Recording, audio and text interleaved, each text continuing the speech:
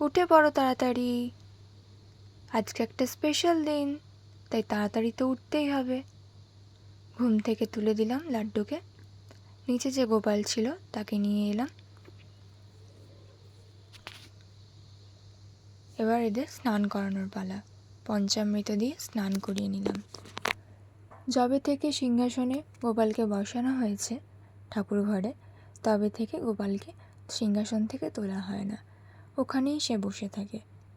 আমি যখন খুব ছোট ছিলাম তখন একবার বায়না করেছিলাম গোপালের জন্য, কিন্তু আমার ঠাকুমা বারণ করেছিল। তাই কি করব, ঠাকুমা আমাকে মেলা থেকে এই গোপালটা কিনে দিয়েছিল, সেটাই আমি বসিয়ে দিয়েছিলাম, আর সেই থেকে সিংহাসনেই বসে থাকে। এবারে ইচ্ছা হলো নিয়ে আসার, তাই তাকে নিয়ে এলাম, স্নান করিয়ে দিলাম, চন্দনের তিলক পরিয়ে দিলাম। এরপর নতুন জামা পরানোর পালা। একে একে দুই গপুকে নতুন জামা পরিয়ে দিলাম। দেখো তো লাড্ডুকে কেমন লাগছে। এরপর সাজানোর পালা। হার, বাঁশি, মুকুট,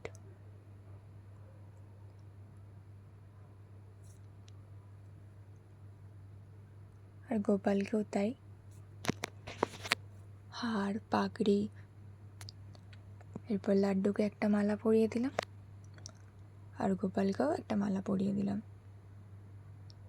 সকালবেলা খেতে দিলাম। কি কি খেতে দিয়েছিলাম দেখে নিও।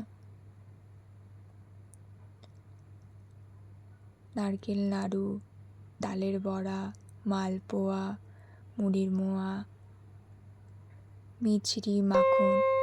এরপর আবারও খেতে দিয়েছিলাম দুপুরবেলা লুচি, সুজি, পায়েস, আর পেয়ারা আর কলা। পুজো দিয়ে দিলাম। পায়েসটা খাইয়ে দিচ্ছিলাম। এরপর জল খাওয়ানোর পালা।